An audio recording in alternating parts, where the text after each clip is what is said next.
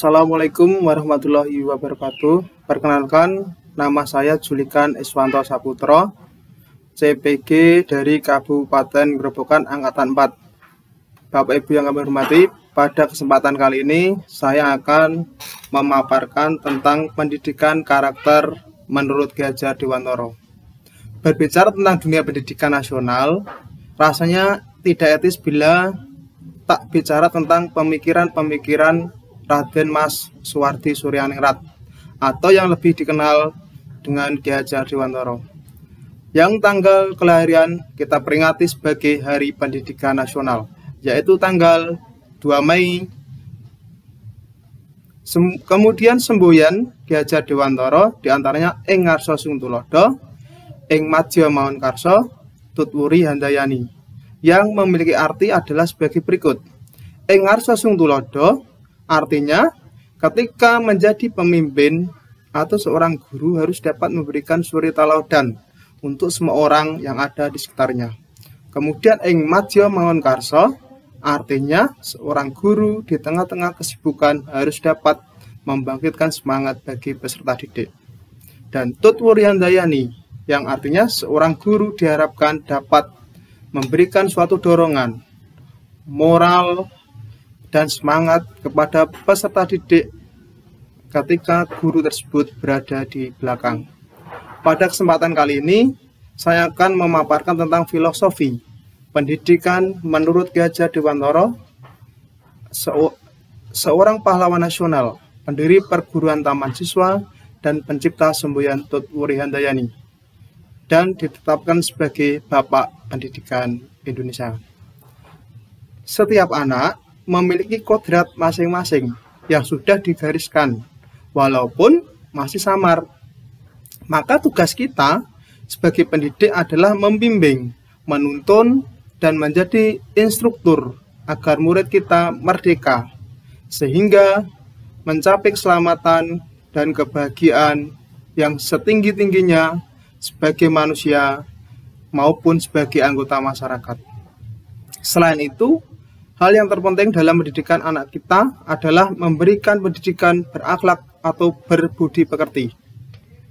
Peran orang tua di rumah, peran guru ketika berada di sekolah, dan peran masyarakat ketika di lingkungan sekitarnya sangat penting untuk mendidik dan menjadikan teladan atau panutan dalam melakukan sikap terpuji, sehingga anak-anak kita memiliki sikap beriman dan bertakwa kepada Tuhan Yang Maha Esa, mandiri, gotong royong, bernalar kritis, kreatif, kebinekaan global yang sesuai dengan filosofi profil pelajar Pancasila. Pendidikan yang kita berikan harus sesuai dengan tuntunan alam dan tuntunan zaman.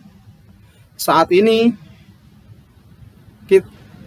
setiap anak harus memiliki keterampilan abad 21 yang meliputi creative thinking, critical thinking, communication, dan kolaborasi.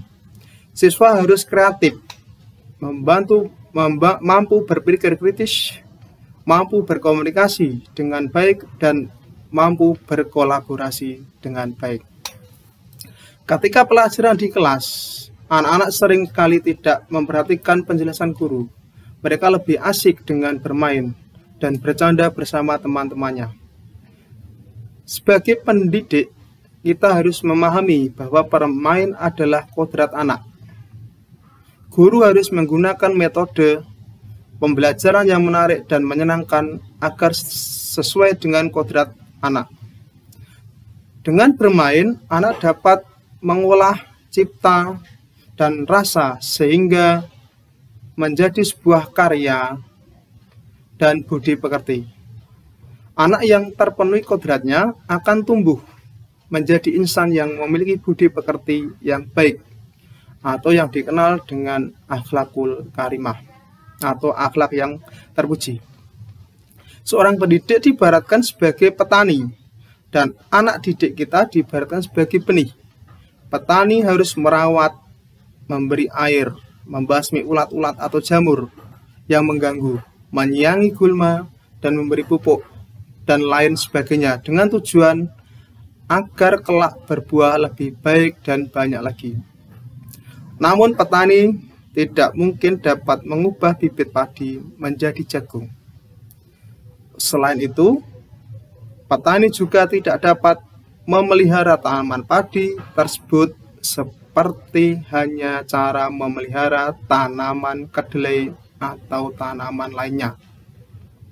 Karena itu, merupakan kodrat alam dan dasar yang harus diperhatikan dalam pendidikan, dan itu di luar kecakapan atau kehendak kita sebagai pendidik.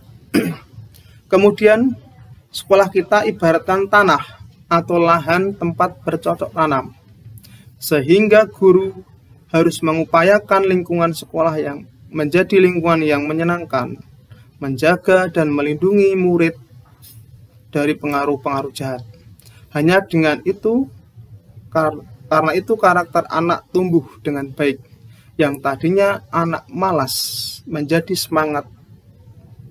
Jangan sebaliknya, yang tadinya semangat menjadi malas karena lingkungan yang tidak menyenangkan. Pendidikan yang harus diberikan adalah pendidikan yang berpihak kepada anak. Kita tidak bisa memaksakan kehendak yang kita inginkan. Anak adalah sang pemeran utama yang merupakan subjek, bukan objek pendidikan. Guru dan murid harus berkolaborasi bersama-sama untuk menggali, mengembangkan potensi yang dimiliki dan dapat mengakomodasi karakteristik masing-masing agar mencapai keselamatan dan kebahagiaan dunia dan akhirat. Demikian pemaparan saya tentang filosofi pendidikan menurut Ki Hajar Dewantara. Sekian dan terima kasih. Wassalamualaikum warahmatullahi wabarakatuh.